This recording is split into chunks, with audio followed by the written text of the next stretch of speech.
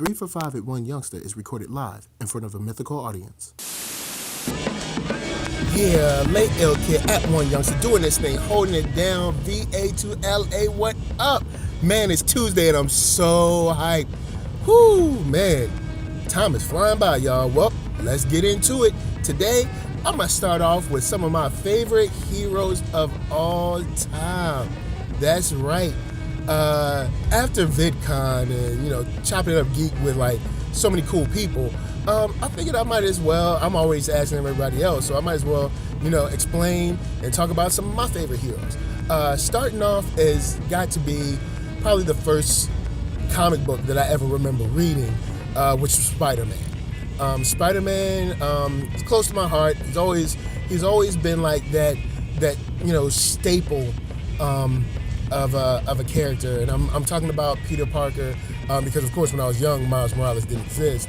But it was just cool the way he interacted. He was young,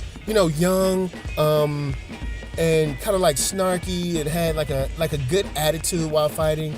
He wasn't like this I guess kind of stuffy character, similar to maybe a more straight-laced Barry Allen, or he wasn't like this gritty, mean character either, which is something that I really, really enjoyed.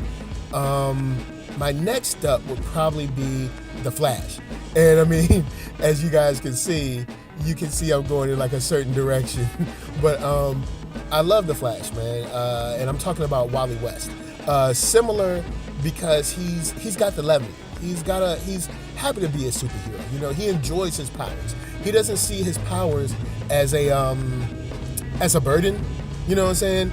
Of course there are times when, even Wally West goes through his dark times. But Wally West is usually that guy that is very, he's very easy to be around. He's a good guy. And he just enjoys, helping people. And being able to have these powers is just something that enhances how good he already is. And I've always liked that. And being a good guy myself, I've always liked Wally West's attitude, Spider and Peter's attitude too. They just both, they have a great, in what I consider a great kind of outlook on life. On the antithesis of that, or maybe not antithesis, but your boy John Stewart would probably be my next.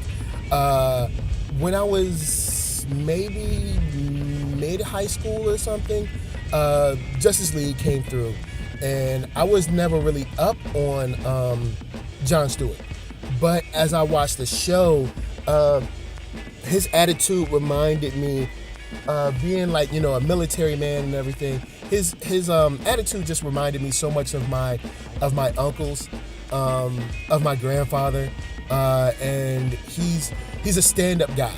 He's a hard but fair stand-up guy. He's gonna keep it straight with you. Kind of like no reason to, no shortcuts kind of guy. And I've always liked that about John Stewart. Now, in my defense, I don't know much about John Stewart from the comics. My knowledge of John Stewart comes straight from the animated series. So if someone's going to jump in the comments and say, well, in the comics, that guy is a swindler, I'll be like, look, I don't know, I'm sorry. But for the animated series, he was always like that stand-up guy. He was hard but fair. He was respectable. He was responsible. He was always, you could always count on him. He's that dude. Now, most recently, I've been kind of falling for a newer character that I've been getting into, who is Shadowman. Shadowman is a character from Valiant, who is kind of blessed with this, well, I don't know, blessed, maybe he sees that as a curse, I don't know, but he's in this lineage of power that gets passed down through his family, or from his father, sorry, as being the Shadowman, who kind of defends, I guess the most basic way is to say the light from the dark.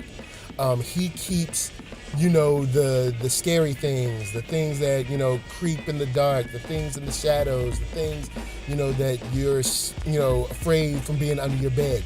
He keeps those things where they're supposed to be. he keeps those away from the living, which is cool. The reason I like him so much is because I've always been into like supernatural content and the battle between good and evil, and it's always been like this, very, very important thing to me, and I've always thought it was really, really cool. So that's my list, man. At least for now, those are some of my favorites. It's not every single one, but those are definitely some of my favorites. So let's move on.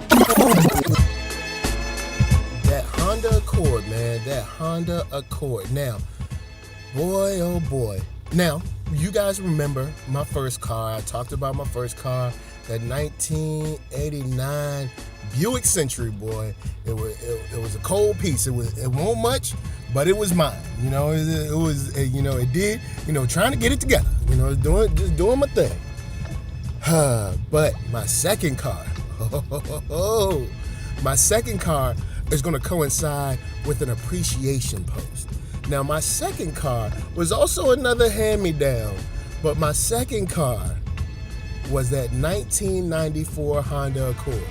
Now, I'm pretty sure many people that grew up during the 90s that were starting to be able to drive during the 90s can remember this car. Oh boy.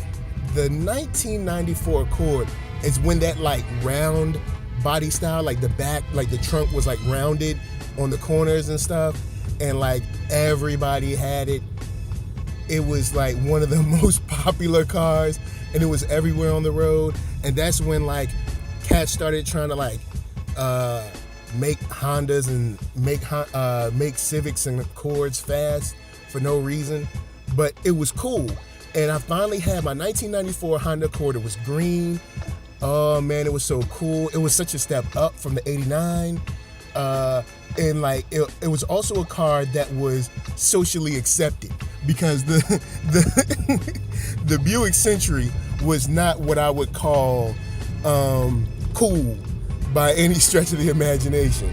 So now I finally had a car that people thought was cool, that people that were my age thought was cool. Like I'm pretty sure like 70-year-olds probably thought the Buick Century was cool, but I was more interested in people that were my age. So anyway, I had this car and I took this baby everywhere. I took the Accord like to Philly. I was living in Richmond at the time. So I'm living in Richmond, Virginia. I took that car to DC, to Philly, to New York. I took that car everywhere. West Virginia, Kentucky. Tennessee. I took that car everywhere. And I was just so cool. Now, the really cool thing about this is not only that you have a car that most people recognize as being like kind of like the standard of like, oh, that's a nice car, that's a decent car, but then the younger fan, the younger fam or fans or whatever for cars were like, oh yeah, you got a Honda, you should do this, you should hook it up, you should put a spoiler on it or something. Now, don't get me wrong, I love fast cars. I just never thought that, my Honda could be fast, but just the fact that I finally had something, I was finally sitting in something. When I pulled up to a stop sign or a stoplight, I felt confident in it. Now, I'm going to be honest. Back when I had the Buick Century, I didn't feel too confident when I pulled up to a stoplight.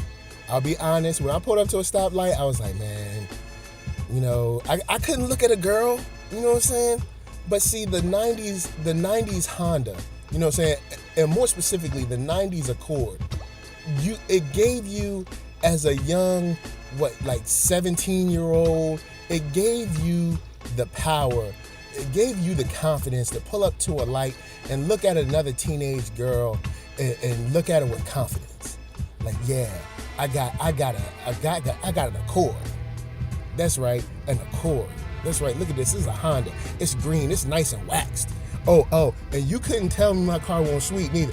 I kept that joint washed. And yes, I ain't had no rims on it, but I kept it clean though. I kept that joint clean. But on the real, I just had to stop for a second and let you guys know about not only the good side, but the bad side. There were some bad sides. The Honda Accord had a timing belt issue And that joint stayed in the shop like crazy. Like, the older it got, man, I couldn't keep that girl out the shop. But she served me well. I will be honest, she served me well. I called her Kima. Kima took me everywhere, boy. Kima, she was sturdy. Now, sometimes she had some timing belt issues, but she was sturdy. You know what I'm saying? I had love for that girl. But, you know what I'm saying, hey, let me know, you know what I'm saying, in the comments below, what was your second car? Not your first car. You know what I'm saying? We already covered that, but what was your second car? My joint was a 1994 Honda Accord. It was green. I had nice and fresh wash and wax. You know what I'm saying? What did you guys have? Next. TV, boy, they stepping their game up. In recent days, a friend of mine and I were talking about, you know, the golden age of television and how cool TV is and everything. And I started wondering, is TV starting to edge out film?